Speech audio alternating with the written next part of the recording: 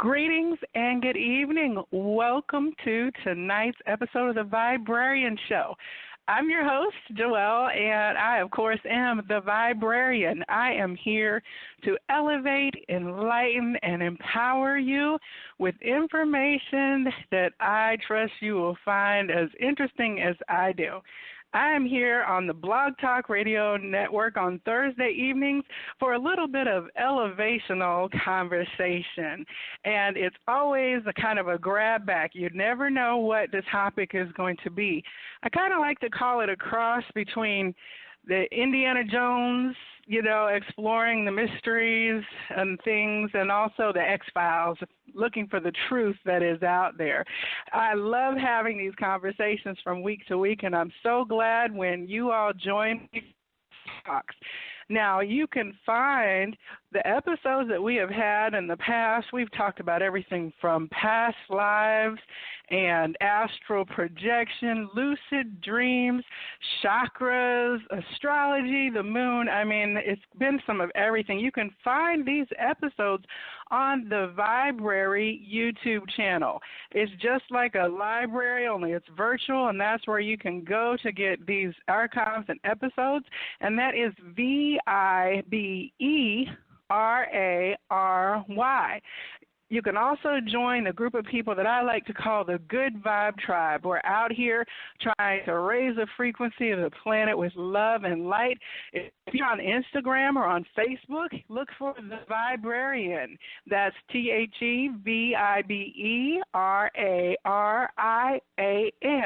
If you're out there and you see something that you think needs to be passed on that's going to bring a smile to someone's face or enlarge their knowledge, please tag me and say Good Vibe Tribe or hashtag Get Lifted. That way I can pass those messages on, because I'm all about passing on the positivity. There's way too much negative that gets passed on virally, and I'm here to add what I can to the positive push forward. So tonight you can reach us on the call-in line, which is 646-787-8436. If you're calling in and listening to the show and you have a question that you would like to ask, please press the pound or #1, and that lets me know that you have something that you would like to say, and I'd love to have you join us this evening. Now, tonight's show is something that I am very excited about, but I know I say that every week, but that's because I really am. But I have been studying all things metaphysical for quite some time, and one of the things that I love is astrology. Now, as a child, I grew up in the 80s, so that means Cosmo magazine was at the grocery store and the drugstore, and every year they would have their annual horoscope. It was a thick pamphlet insert that you could get, and it would give you a couple pages about what was coming up for you in the year. Now, this was exciting to me because the only other thing that you had were in the monthly magazines little 3 or 4 sentence horoscopes, or in the daily newspaper underneath the gossip columns, you would have a 1 or 2 sentence kind of forecast for the day. I was always intrigued by it, but I was a little, kind of suspicious that this didn't always resonate. But as I got older and started reading more in-depth information and started checking out books about it, I found out that it was a lot more interesting and a lot more accurate than what I had previously thought. And so when I began to study metaphysics in earnest, I tapped into this whole kind of, it's a body of study that rivals any other academic course. And what I found out is that at one point in time, astronomy and astrology were not actually separate fields of study. They were kind of all together in terms of the study of the stars and the planets. So I have been looking at astrology personally and learning about it for some time, but then what I figured out, it didn't take me very long to realize there's not just one kind of astrology. People would say, oh, I'm a Western astrologer. And I'm like, oh, well, if you're not a Western astrologer, well, then what kind of astrologer are you? And it turns out there are Vedic astrologers, there are Chinese astrology, there is Mayan astrology, just to name a few. And so it turns out that there are these systems and ways that developed and evolved at looking at those planets and their placement and their influence on us, that each of these cultures kind of came with their own version of looking at the stars and creating these maps. So I've been very curious about the field of Vedic astrology for a couple of years now, and every time it comes up, I bought a book about it, and I started to read it, and then my eyes started crossing, and it started to make mumble jumble. It wasn't making sense to me, and it was kind of getting me confused with the regular Western astrology books that I was jumping into at the time, and so I put it on my bookshelf, and there it sat collecting dust. So a few months ago, I started reading up at Gloria Parker's Big Psychic Fair in Atlanta, Georgia, Roswell, Georgia. And one of the ladies who I kept encountering, she was always smiling when I would pass her, and she had a steady stream of people coming back to sit with her, and her appointments were full most of the time. So I said, well, who is this lady? And I introduced myself, and she told me her name was Disha, and that she was a Vedic astrologer and palm reader and psychic. So, of course, I said, thank you, universe, for allowing my path to cross with someone who will provide me the answers that I have been seeking. So I reached out to Disha, and she was on the Psychic Inside show as my guest on Tuesday, and we got to hear a little bit about her personal journey, discovering her gifts and her abilities. And, of course, during the conversation, we talked about her work as a professional astrologer and that she uses the Vedic system, of course, and has great knowledge about that. So I asked if she would come back and join me for the conversation tonight, and she agreed. And so I am welcoming you to the conversation tonight, Disha Assudani of, I forget, what is the name of your website? It's Your Future with Disha. Yes. Your Future with Disha, yes. So I get confused because we have our Facebook names and then we have our website names, and it's all different. So, Disha, welcome to the Viberarian Show. I'm so glad that you are here to talk with me about Vedic astrology. Thank you.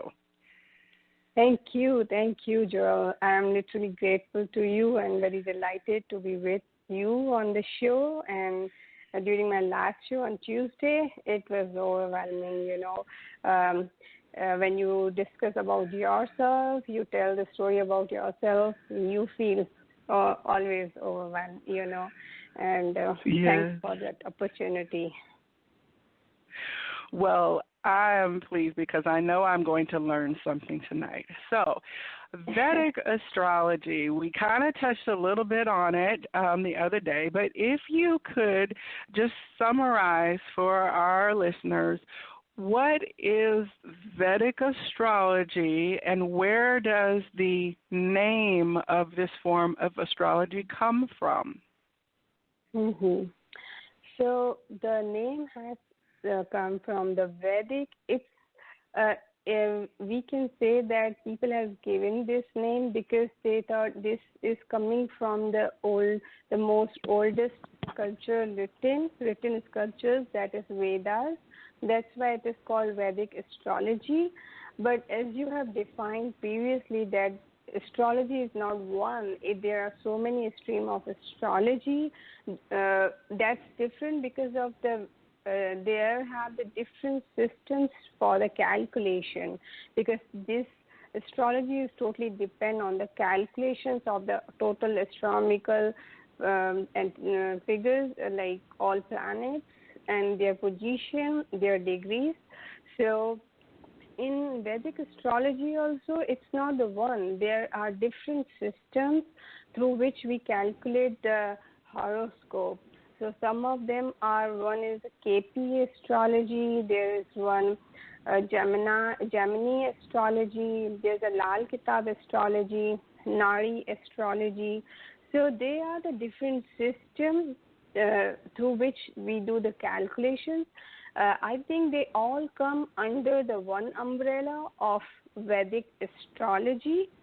So Vedic astrology, the name has given because of people think the knowledge is coming from the Vedas, but still there are subdivisions into Vedic astrology as well. So, wow. and there is a, yeah. That sounds very complex. So this is something that is really can take a lifetime of learning as you are getting more in depth with the doing readings for people. Yes, definitely. I do feel like that way, that I'm daily learning new things, and I feel that I will keep learning till my last day, because it's so vast. You cannot complete all knowledge. I feel that it's so vast, definitely. Mm-hmm. One thing that we talked about the other day is that in the Hindu practice, there would be a caste of priests, if you will, that are actually doing astrology as part of the religious or spiritual services. But that's not necessarily so restricted here, of course, in the United States. But could you share a little bit more about what that looks like then in the Hindu practice?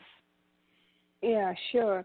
Definitely, it's not restricted even in India. For there are astrologers who doesn't belong to the priest families, and they are practicing these services. So it's not totally, there's no kind of restriction. But yes, definitely, the priests are giving these services. That is the one part of their, their knowledge and their other services, because priests are who they do the pujas and then so many other things for whoever is going to the temples. They are they take care of the temples, the idols that are situated there. So this is the horoscope and astrology is the one of the part of them. So people approach them for their chart reading and for the remedies to the priest.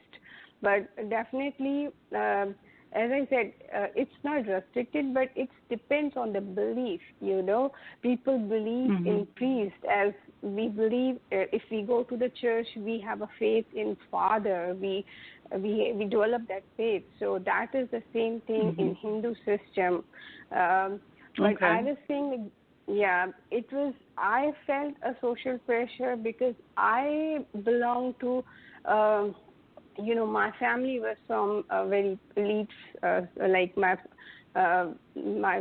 in-laws, they were in a doctor line or engineering line. So in that way, that social pressure I felt like maybe it is acceptable or not, that kind of thing. So there wasn't any restriction at all. Okay. Yeah. That's so, it's so interesting, because one of the things that is fairly different in Christianity, there is a strong, I would say, perception or teaching that astrology is wrong, and that it is a conflict with a lot of people in terms of when they're in church. It would be something that you would not necessarily find talked about, or it would not be supported if you were saying, well, I went to see my astrologer and they said this, that, and the other. The pastor of the church might come and, counsel you as to not doing that.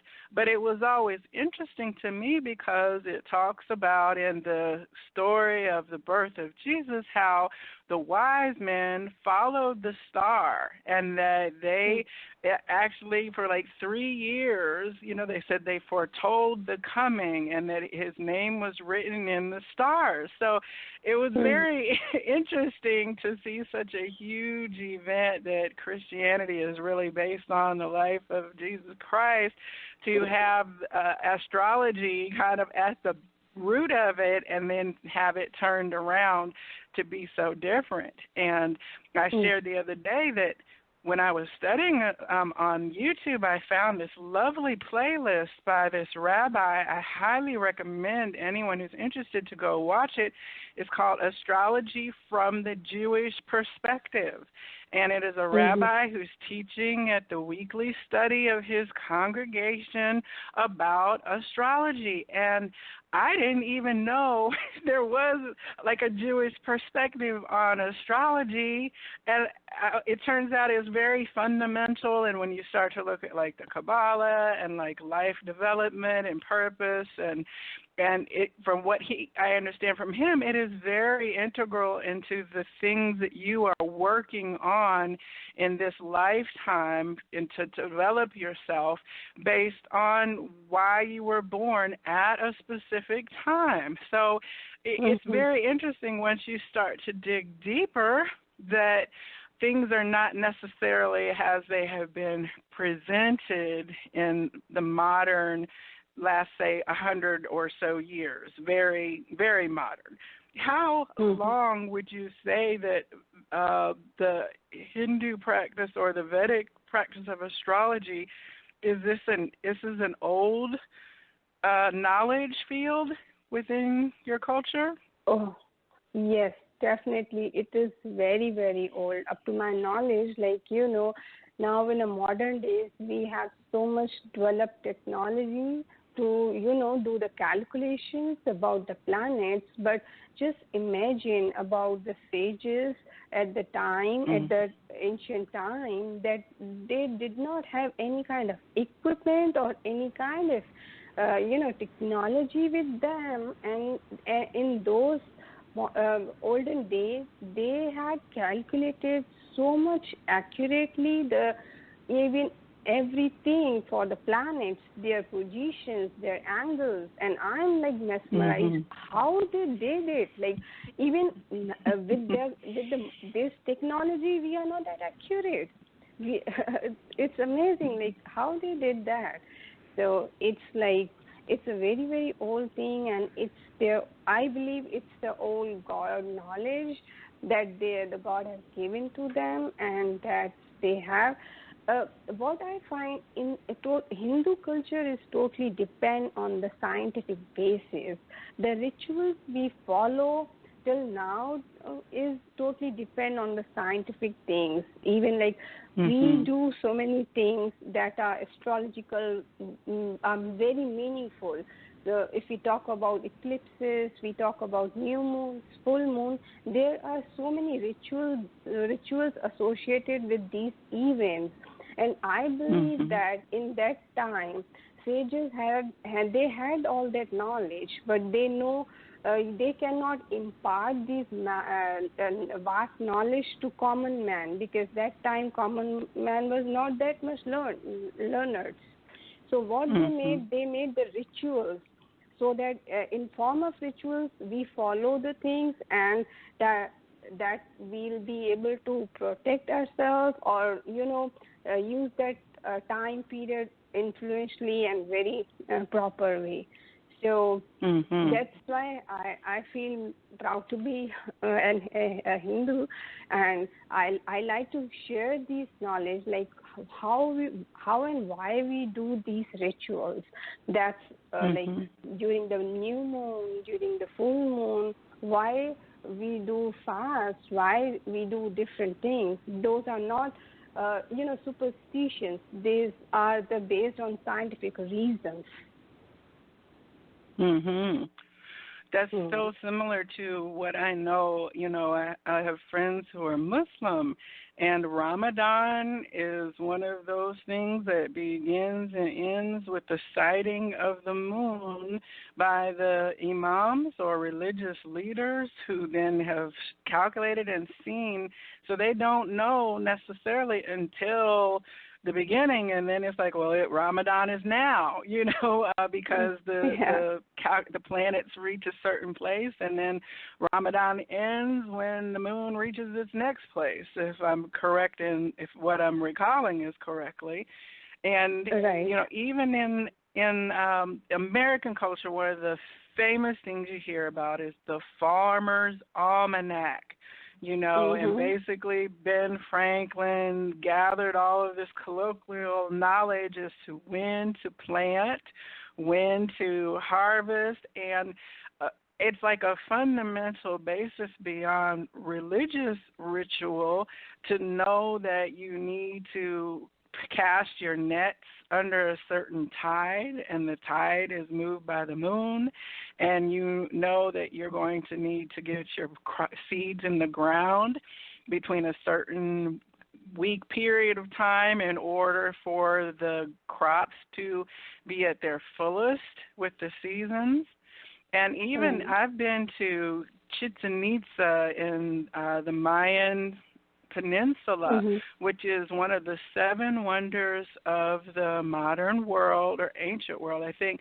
And only twice a year, at the equinox in March and equinox in September, there is an astrological phenomenon where the shadow of the serpent-feathered god Kukulkan, the sun god, who is very significant to Mayan civilization, you can see then the light that creates a particular shadow, showing it descending in the March and then rising, I think, or I could have them wrong. I've been there in September. But this pyramid was engineered hundreds and hundreds of years ago so that when these alignments happen in the space of a 10-minute window, it is that precise, and the angular and calculations of the science and mathematics is such that on solstice, one feature shows the sun sitting on the solar disk of a statue. I mean, the calculations are mind-boggling when you imagine the technology that was being used to make these structures that are still existing today. So to me, that says there is a lot of lost knowledge about the importance that other civilizations older than us knew clearly. They gave priests time to study it. There was, it was a whole system of academics that was considered important and special in Mayan cultures and other cultures too, as you say. I'm excited because we're getting to a place in time now where there is like a renaissance, or if you will, of information, an explosion of people on YouTube doing readings, and you can find people reading charts in the mall, or at the tourist attractions and amusement parks. So it's very, very exciting because you can also find books to the hundreds if you go to the library about all kinds of astrological study, and I love that. I'm very excited about it, No, definitely. This is a wonderful time, and I'm definitely, as you said, about the Mayan, about the Jewish and all that. In all cultures, I believe that the knowledge we are having now, it was vast that time, and they were much, much ahead of us, in terms of knowledge. If you talk about that, you see the Stonehenge and whatever, if you see, I get mesmerized, how and how it be possible, without the now technology, how it has been happening.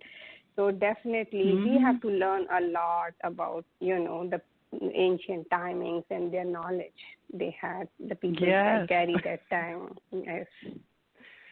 So, well, in terms of what I know about Western astrology and what I believe I understand about Vedic astrology is that Western astrology is very much solar focused, solar centric.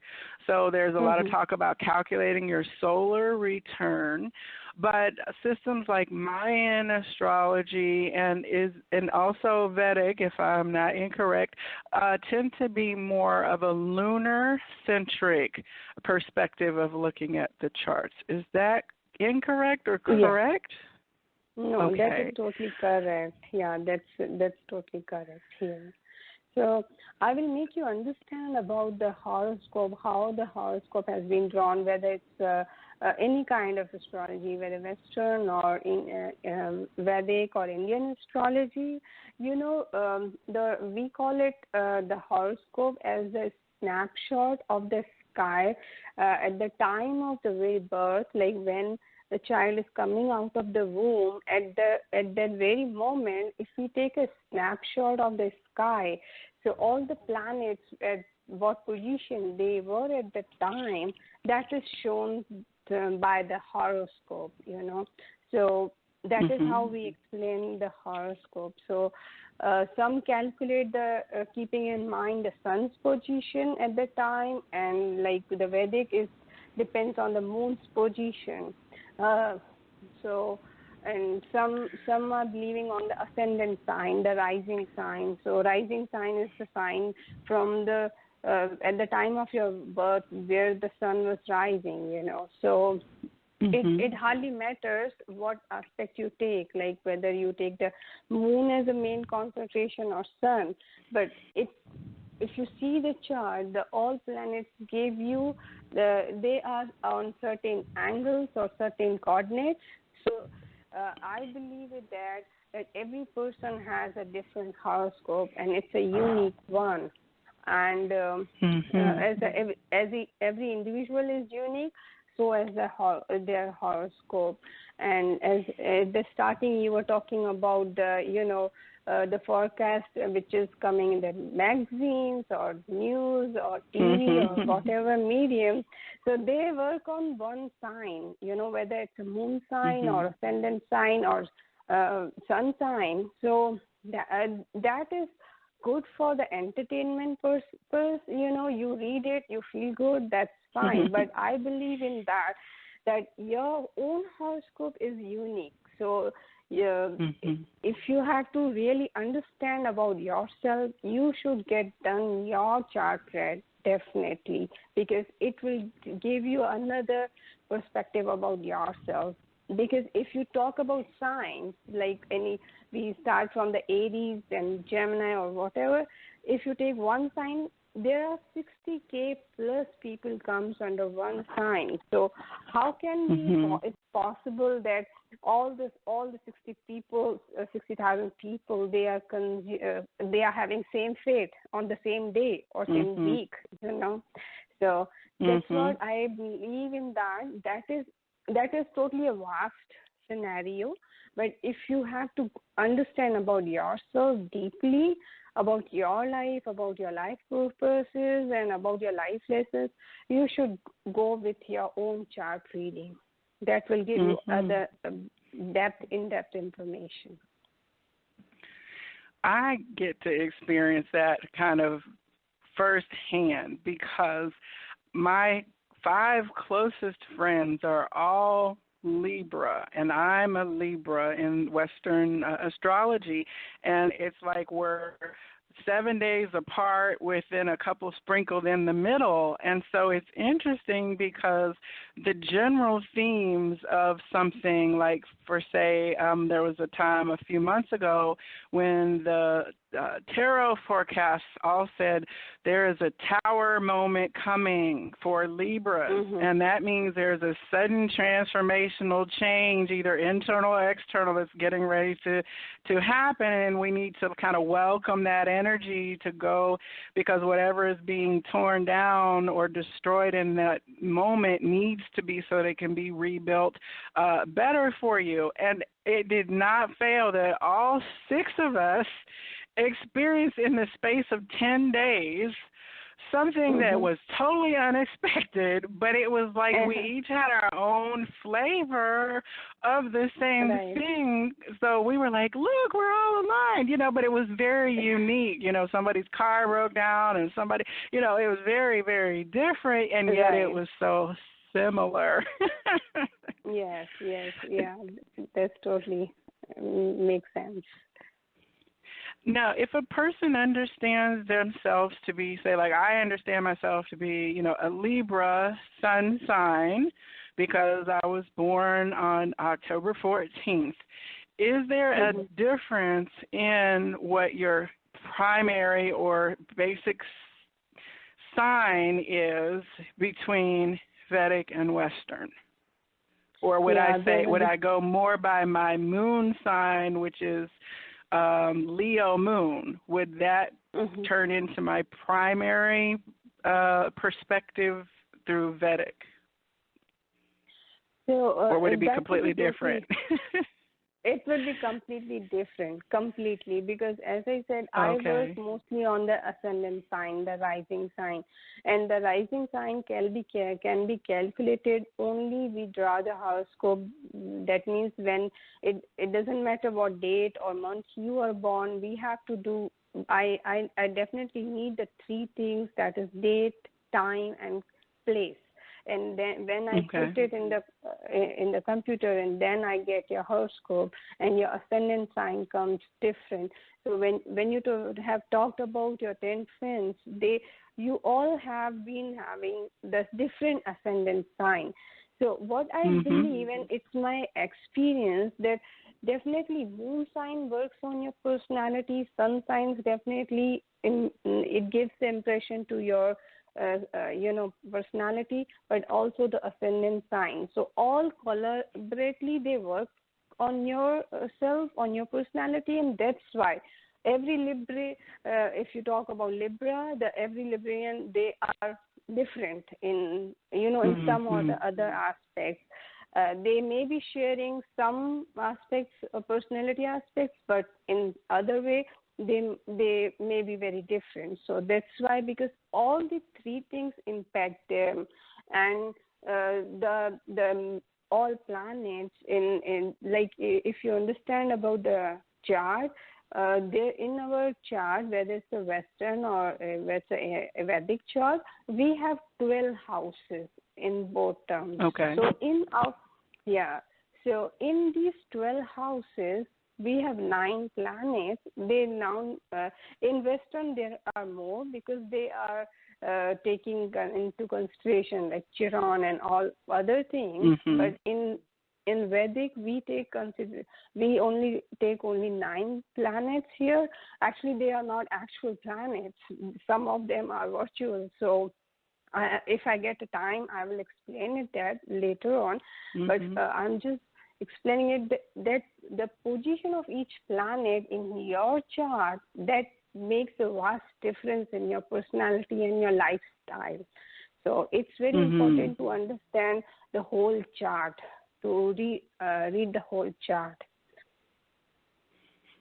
That's so interesting. I have friends who are resistant to the idea of astrology, because they say, I'm not going to let some horoscope direct my life. And what I like to say is that these are really just lenses, and that you can pick up any kind of lens to view what is happening to you.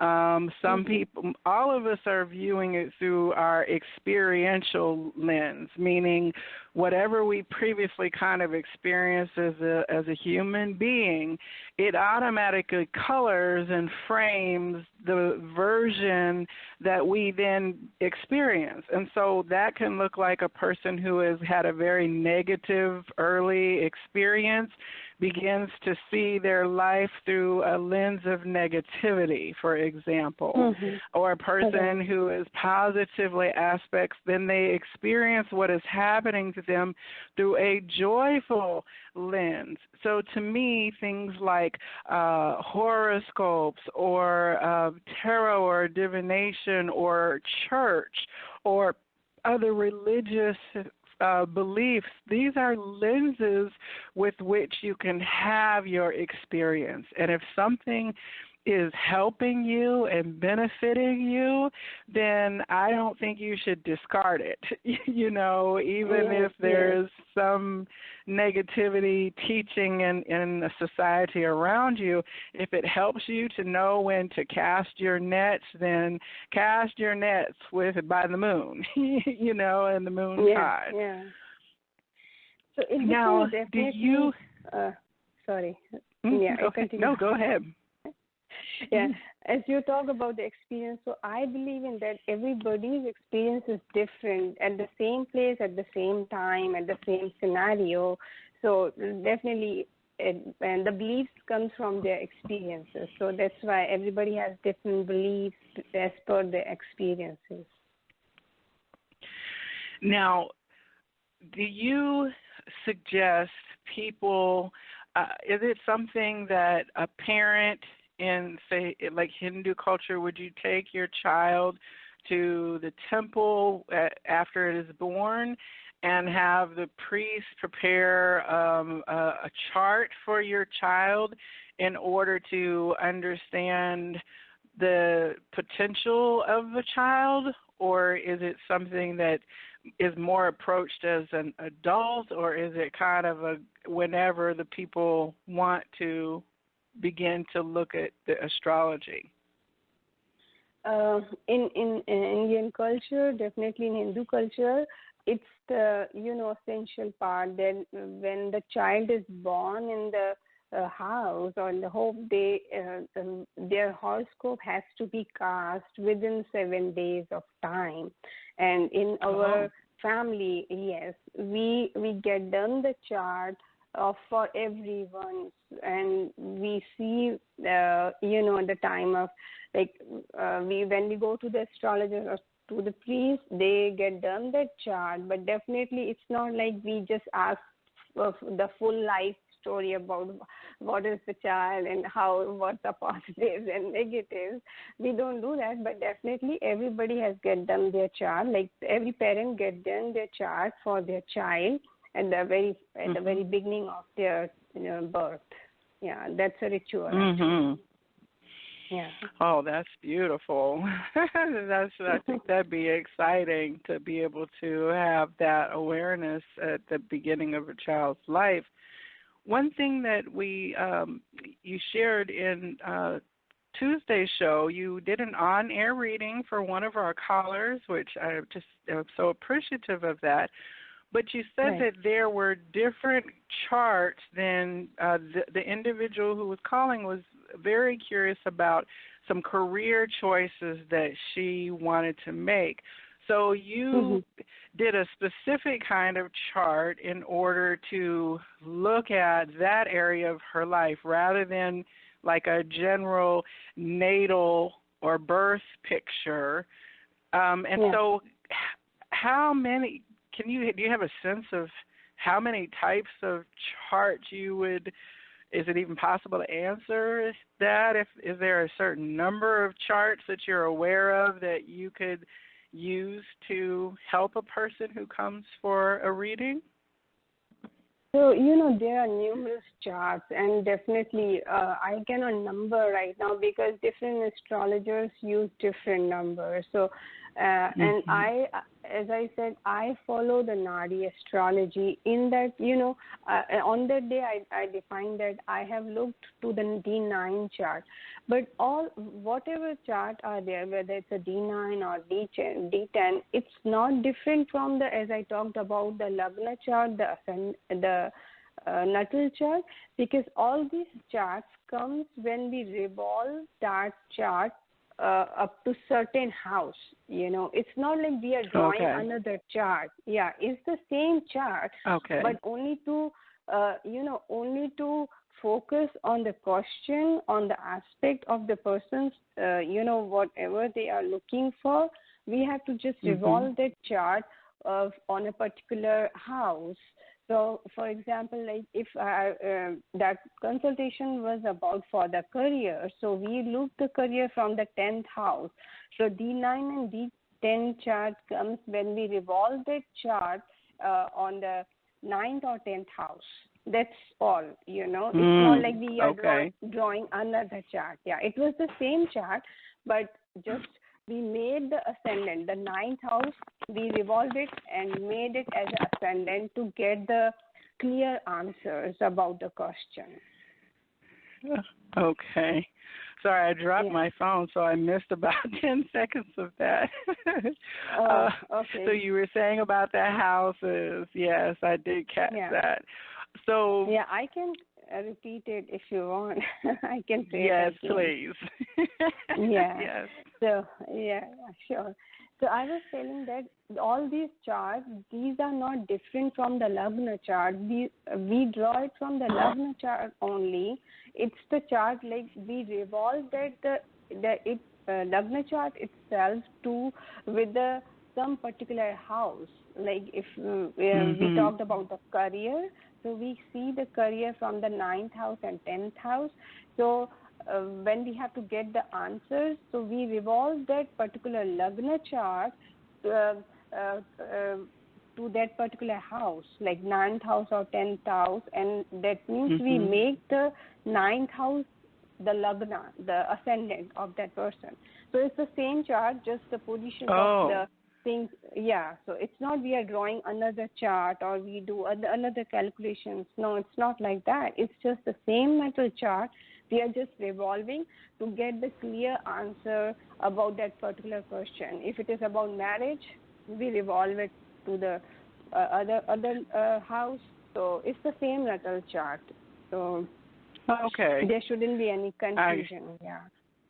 Okay, yes, I understand that better. I think is it 7th house is the house of marriage and partnerships? Yes.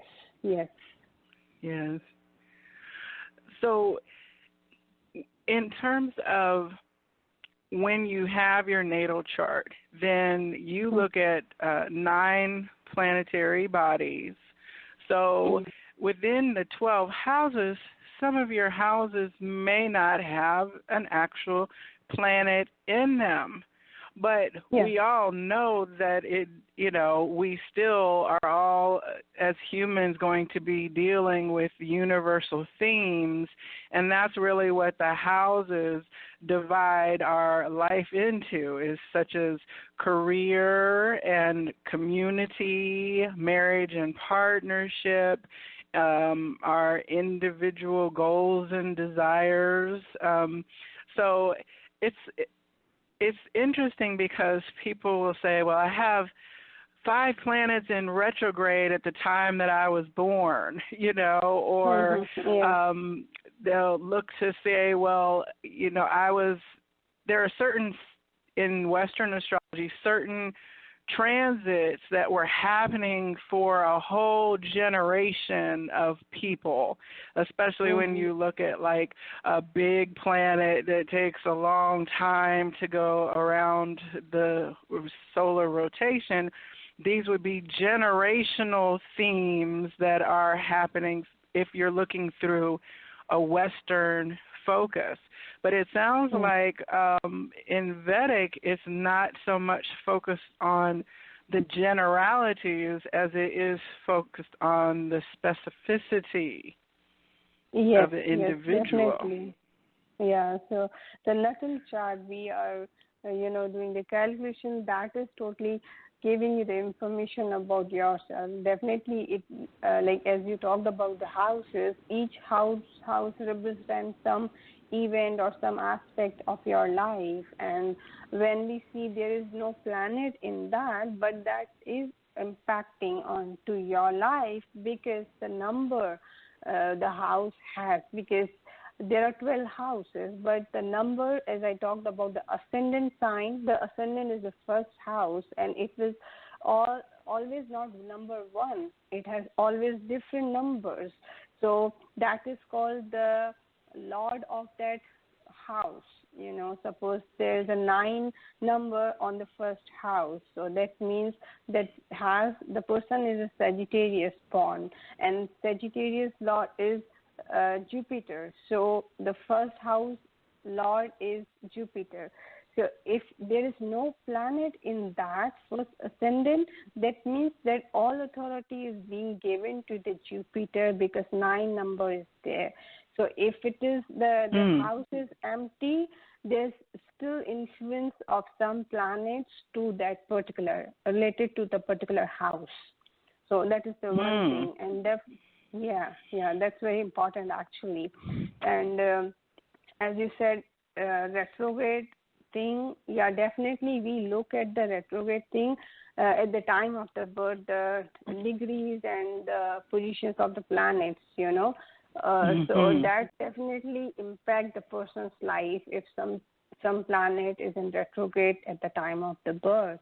But I believe in that if to get a retrograde in your chart, it's not bad at all, because I have seen, it's my personal experience, retrograde means nothing bad. And right now we are on Mercury retrograde, So on that day, if you feel that, on our previous call, we dropped the call. And if you feel that it's doing by that time, Mercury, I don't believe it. It was just a coincidence, So, So it depends totally how you see the things. Well, it's funny because we actually have had a show about Mercury retrograde to kind of demystify some of the, bad name that Mercury gets. So now, we hear in Western astrology things like Saturn is the Lord of Karma, or Venus is about love, and Mercury is the messenger. Are the kind of personality or energy traits similar in Vedic astrology in how we talk about the planetary influences? Yes, it's almost the same thing. We see it here, the Venus, the Saturn, definitely. Saturn is the planet of karmas, So, but there are some differences, like in Western, there's no Rahu and Ketu, but in our Vedic chart, definitely they play a very important role, and they are not actual planets, they are shadow planets. And in Western, they are taking into consideration different stars like Chiron and etc. And previously we were not taking into consideration the Pluto and Uranus, but I do calculate those things, but I believe that these two or other planets, they have major impact on the mundane level, not on very individual level. So definitely I calculate them, but I don't put much emphasis for the calculation when I'm doing the individual calculation. Well, I think it's important to note that astrology in any form is not it's an evolutionary topic. So there are new ways at looking at the planets and the movements. You never would have heard of Mercury called, about computers and technology and messaging and phones, of course, in a time when that was not relevant. But it is a current science where the field of thought is actually continuing to evolve, a living science, if you will. And I like that too. Yes, I totally believe in that. It's astrology is an evolutionary science, and it is changing definitely as per the aspects change. Now, if someone comes to you and says, like if I were to say, my birthday is coming up in October, and in preparation for that, I want to get a series of charts done for myself to see what energies I can work with, what opportunities there are. In Western, that would be, get a solar return chart, right? When a person approaches you for or astrological reading, how much time goes into, say, just a a single view, like what is this year going to be talking about for me? How long does it take you to really prepare a chart and a reading for a person? Definitely, if you talk about the 1 year, but in 1 year, I look for the all aspects, like the person, if the like the common questions about the common events, like marriage, money, job, all aspects. So it definitely takes time. So it definitely is around nowhere from half an hour to 1 hour of calculations to get done that whole year thing, to understand what the whole year will bring to that person in terms of all aspects. So I definitely see always when the person asks me about the health, that is my always in my agenda, because people ask me about their career, their job mostly. They forget about health, and I give emphasis always to the health because that's more important to me before it comes before to me than like money. So if my client, whether they ask me or not, I definitely see their health for if whatever time they ask me. It can be 1 year, reading, or 5-year reading. They can ask. So definitely it takes 1 hour time for me to calculate, do the calculations. Yeah. And is health a particular house or set of 1 or 2 houses then that you would focus in on? No, it's the whole chart. Okay. I have to see all. Yeah, I have to. Even for a single question, even while I'm doing the short reading, like in the psychic fair with the Gloria, there I'm doing just 20 minutes reading, but I ask them to go with the specific question because I have to do the all calculations. Like I have to calculate all the 9 planets, how they are in the chart. So definitely, if they are up to the point for the short time of reading, it will be very easy for me to do the things, because when I'm doing the full chart reading, I do the whole thing as per my time, whether it's a 1 hour or more than that. I give that time because I do with patience, But in the small reading, sometimes I feel it's a little less time for doing the readings. Where if you talk about astrological reading, definitely 20 minutes are very less for the calculation. Yeah. Yes. It wouldn't even be possible without the computer technology to first, even begin. I've seen some of the paper, ephemeras and transit tables, and oh my gosh, it's just too many numbers, numbers and symbols. It looks too much like math for me. Definitely. I'm talking about 1 hour time with my laptop, with the software I have. Without that, it will take 1 day. If I'm doing with the ephemeries and with that, oh my God, it's a very lengthy calculations. Yeah. So and. Now, you learned from your mother-in-law about Vedic astrology, correct? Yes. Yes. I love that that's inherited knowledge, passed down from person to person and generation to generation as well. And I love that there's so many young people who are excited about things like astrology, that are picking up at a very early age, certainly earlier than I was, just kind of casually curious in my teens. But there are young people who are like really, they understand their signs and their charts to a level that I had no clue about at that age, Right. So even now, sorry, continue. Go ahead. Go ahead. No, ask anything. I'm sorry. Well, one of the things that I wanted to touch on here, I know it's a huge subject for us to really be able to get to in depth. eclipses. So we are right now in the middle of an eclipse cycle, meaning the solar eclipse is followed by the lunar eclipse when they line up. And so on July 2nd, we had a partial solar eclipse, and then we'll have a partial lunar eclipse on, I think, the 16th or 17th.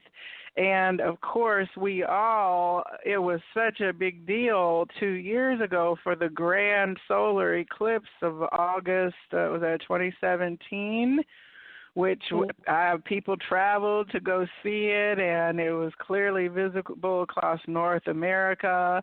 And it's so interesting because if you could imagine in times when there was no technology and people were living very much more connected to nature, how it would have been to experience the darkening of the sun in terms of it had to freak people out on a level, but clearly there were other priests and people who then began to study these eclipses to be able to know when they would be coming again.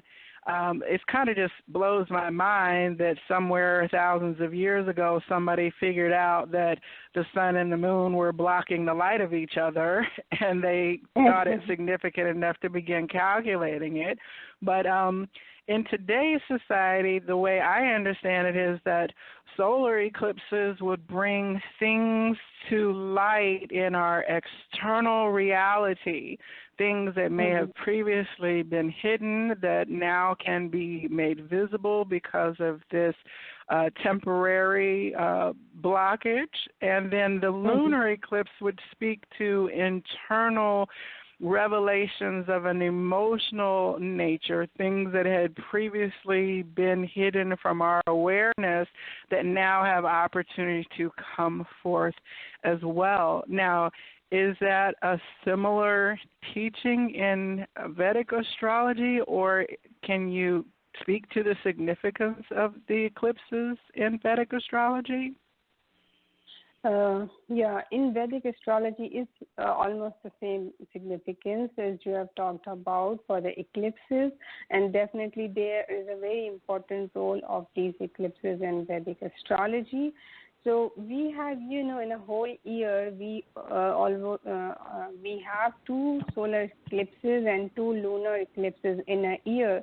Sometimes, and it's very rarely, there can be 3 in a year. So in a whole year, there are 4 days of these eclipses, and that's why they play a very major role. And in Hindu culture, they are very important. And this year, we had first our solar eclipse and lunar eclipse in the month of January. Now the second one, we are having that both lunar eclipse and solar eclipse in the month of July. And every year these eclipses are different because of the positions they are, occurring. And this month, July, is very specific in terms of the Vedic astrology because of all the conjunctions and all the, aspects of the other planets, and that's why it's very important. Though the January eclipses were intense, but the intensity which is now in this month is vast ahead of that January. The reason is because right now there's a very, very tight conjunction of planets right now. So if I talk about, right now, let me see my notes because I have to see what degree and where they were. So right now, if you see in July month, the Sun and Rahu are in conjunction, and it is opposite to the Ketu and Saturn. And so the 4 planets are in a really very tight conjunction, and this eclipse is happening in that tight conjunction. So that's why the energy of this July is so complex, it's so stressful, Even the June was June had the same thing, but because the time that the conjunction has been started, this whole thing has been started from the month of June. But in month of June, it was little less, less complex, less turbulence. But July is, I think, if people understand, they can feel it, that complexity, that intensity in their in the life. Even I am feeling definitely from this as you talked about the 2nd of July, we had the solar eclipse, though it was not visible in the North America, it was visible in the clearly visible in the South America, but we are definitely get impacted whether it's visible or non-visible to us, So that energy has been started from the 2nd of July, and it is going to continue till 16th or 17th of July, depending on the, where you are on the earth. So some places it is 16th and some places it is 17th. So definitely this is bringing that time. That was the solar eclipse. It was all about our soul and all that. And right now we are going into the lunar eclipse. It is all about emotions. So people feel irritated, stressful, So yeah. So and in our culture, we have certain rituals to follow during the time of eclipses, because it's not something bad, because this is the universal phenomena. So I don't think anything bad in that. It's all about the energy, which is so condensed here. So we take certain precautions, like and that is, I feel, the eclipses times is good for spirituality, So doing the japas and the mantras and chanting mantras, doing yoga and following your spiritual, exercises, whatever you are doing, is the best time. So anybody listening, they should think about that, spend your time basically during the eclipse time. You see in the calendar or on the website, on the NASA or any other website, you find the time of as per your geographical time. So and I believe that is the eclipses remind us to slow down ourselves, whether it's emotional or whether it's So they remind us to spend some time spiritually, give your time in spiritual things. So that is the best time for that. And eclipse time, I believe that we believe in that these times are not good for initiating new things or starting new things, starting new projects or something. Just give them, avoid that time, and day after that or some time after that, whenever it's feasible. Just do it later on, not on the day of the eclipse, Yeah. So you mentioned conjunctions with the solar eclipse. When there are a lot of planets in conjunction and eclipse comes on top of that, what kinds of experiences or energies could you describe? What that is it busyness in your life? Is it things being tired? Is there any kind of description you can say? Yeah. Because people, now that the solar eclipse is over, not over, but the energies are still here, but I mean the main day of it, what are some things that people can say, oh, I did experience that? Yes. Joelle, solar eclipse, their energy remains for a longer time, you can feel for the 6 months till but for the lunar eclipse, the energy is not for that long. It's for the shorter time period, day and day after of the eclipse. That's it.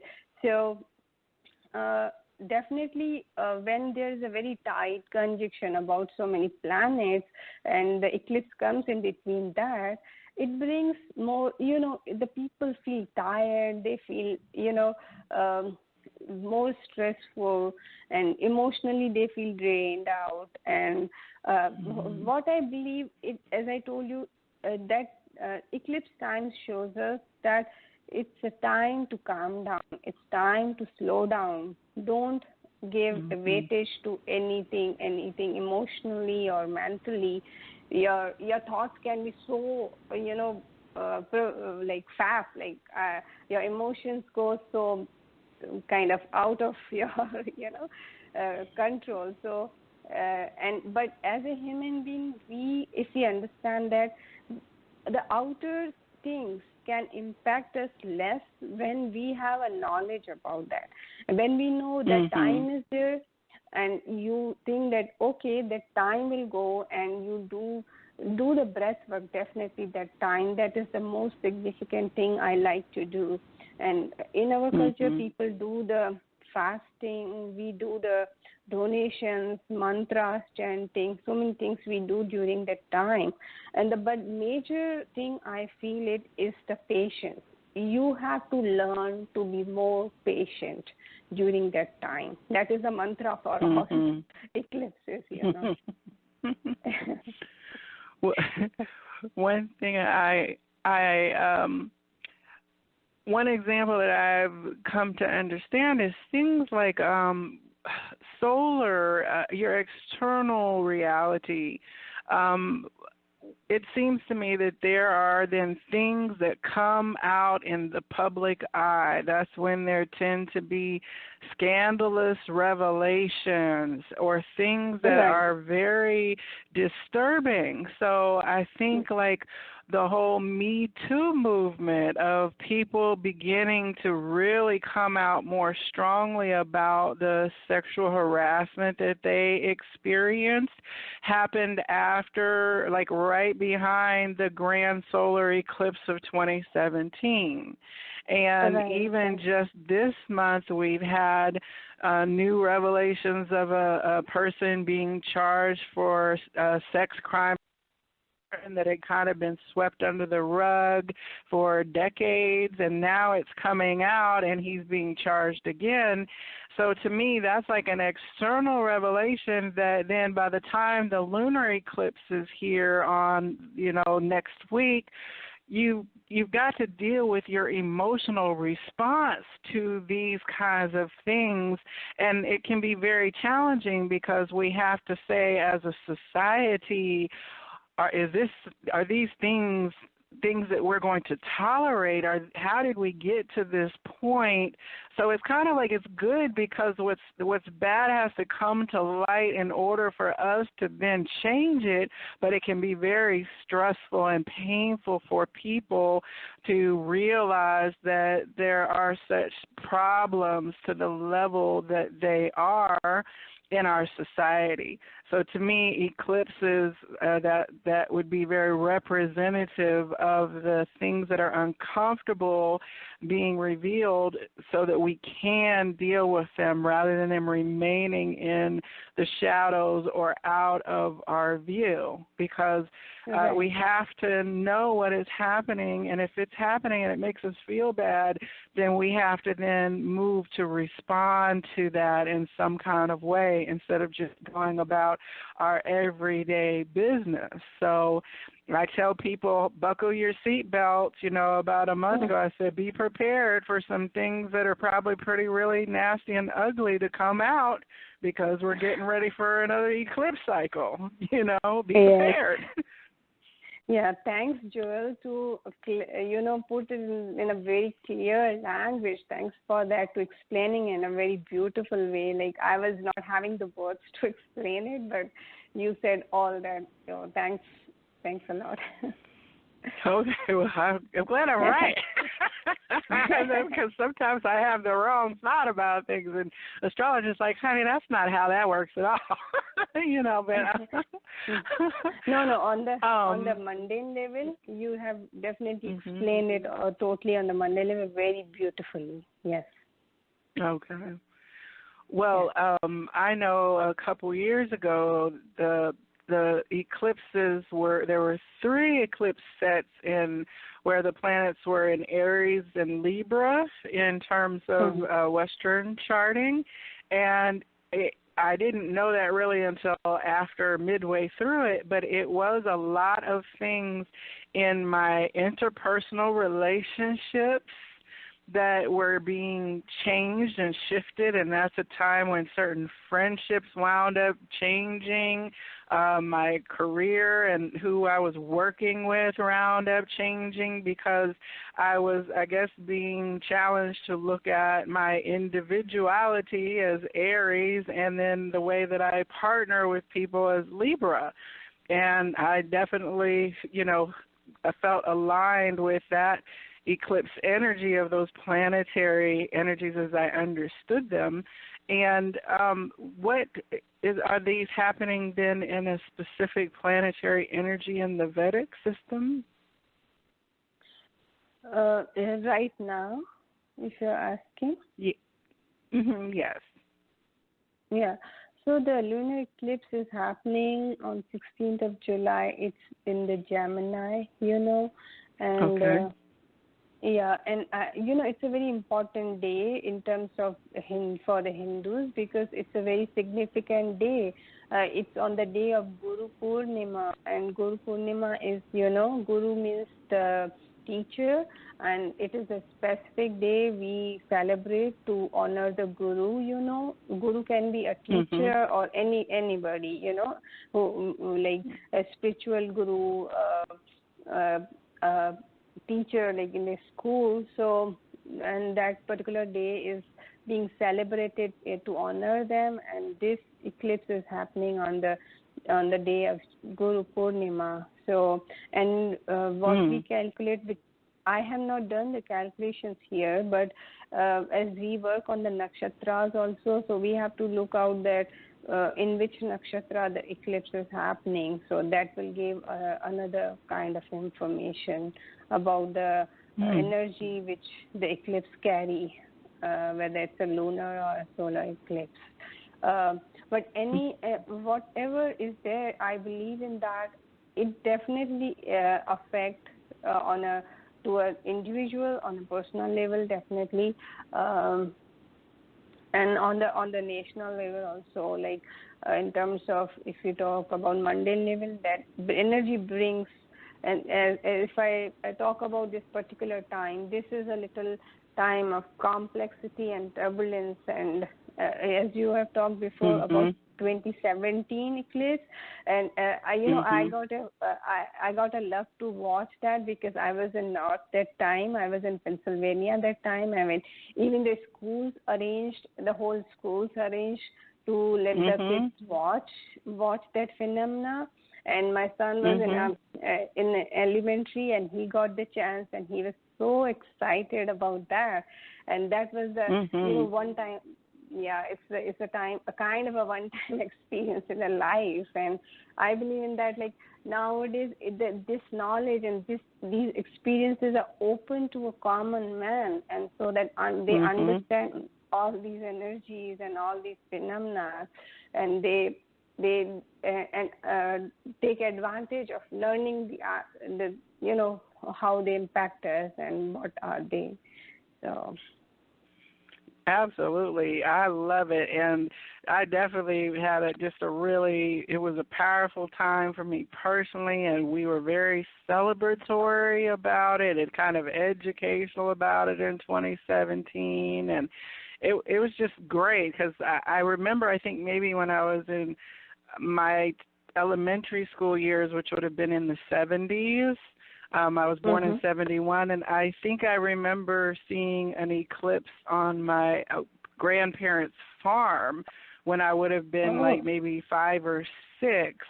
And I don't know if it was a total eclipse, but, I have a vague memory of being very, very young and thinking, this isn't going to happen again until I'm, quote, unquote, old. And now I'm 47, which is not so old as it would have seemed, but it's definitely like I went to see the transit of Venus a couple, I guess it was back in 2010 maybe, and I went to park here in Atlanta, and all of the astronomy clubs were out there, and there were people who brought very sophisticated telescopes and allowed like children to use them, and there were families with picnic blankets, and it was like just to see this little tiny planetary speck move across the sun, but it was totally cool.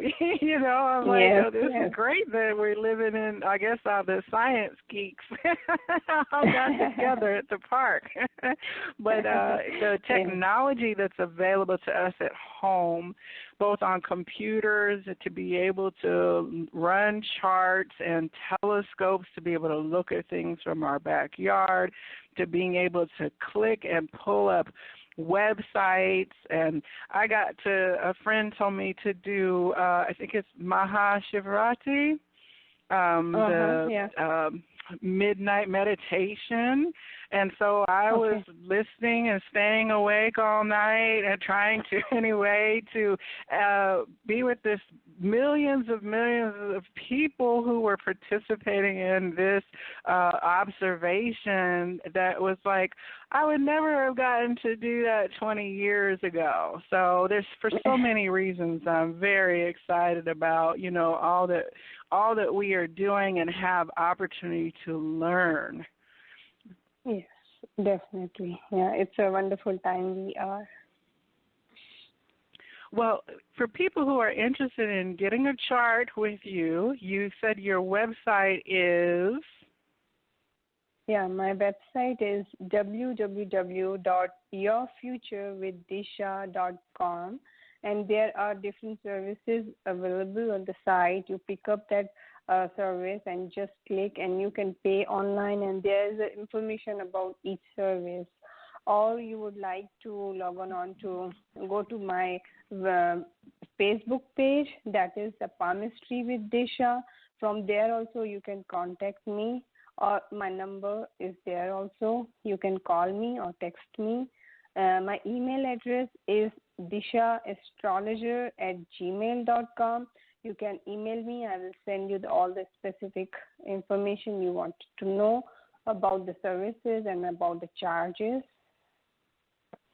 Yeah. Awesome, yes. And I wanted to mention that not only are you an astrologer, you are also a palmist and practice the science of reading palms, and a psychic intuitive gifted reader. And if you are in the Atlanta area, Roswell, Georgia is a northern suburb, and Gloria Parker's Big Psychic Fair has been going on the first weekend of the month now for almost 30 years, and you can always pop in up there. It's on Saturday from 10 to 6 and Sunday from 12 to 6. It's at the Big Blue Barn, also known as Harmony Place, and the address is 1035 Green Street, Roswell, Georgia. So if you are interested in just having a little taste, because like we said, 20 minutes isn't quite long enough to get into a really in-depth kind of reading like I plan to have with Disha in the future, you could definitely have your 20 minutes or book 2 sessions with her. That's always a possibility if you get there in time. I will tell you, her slots tend to fill up pretty quickly because I haven't been able to slide into one myself. So definitely go on up there, and if you do, tell her the Viberarian, you heard about her on the Viberarian radio network and part of the Good Vibe Tribe. Disha, I'm so grateful for you, and I could keep talking about subjects like this probably until I fell asleep every night because I just find it so fascinating and interesting, and I can tell we only covered a very small tip of the iceberg of a very complex but fascinating field of study. So thank you, Disha, for coming on this evening. Did you have any parting wisdom or words of advice from people who are wanting to look into their Vedic chart? Yeah, and first of all, thank you so much for inviting for your show. And definitely, I will say, like, in Vedic chart, you will. It's so predictive about your life, and it's not at all scary. Like people get scared. So no, it's not at all scary, because I believe fate is not defined. If you come priorly about anything, there are so many ways to cut the things down. So I will say, just get your chart read and get all the things beforehand before it touch your life. Yes, and if you are a person who does not know your time of birth, it is possible to have your chart run.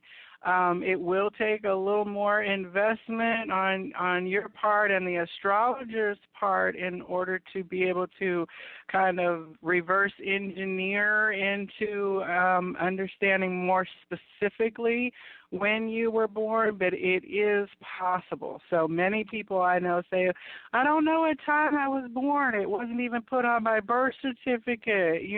For a lot of people, that is the case. But never fear. There is a solution and a way to go about it, and I know that Disha would be happy to go over that with you. We touched briefly about it the other day. And so definitely, if you've ever been curious but felt you could never have a reading because you just were missing a piece of the puzzle, it is possible to discover more information about yourself. Yes, definitely it is possible. Yeah. Well, to everyone who has tuned in, I'm so grateful that you joined us for this conversation. If anyone who's listening on the phone lines has a question before we close, just press the 1 key and I'll bring you on. And I will be back this coming Tuesday.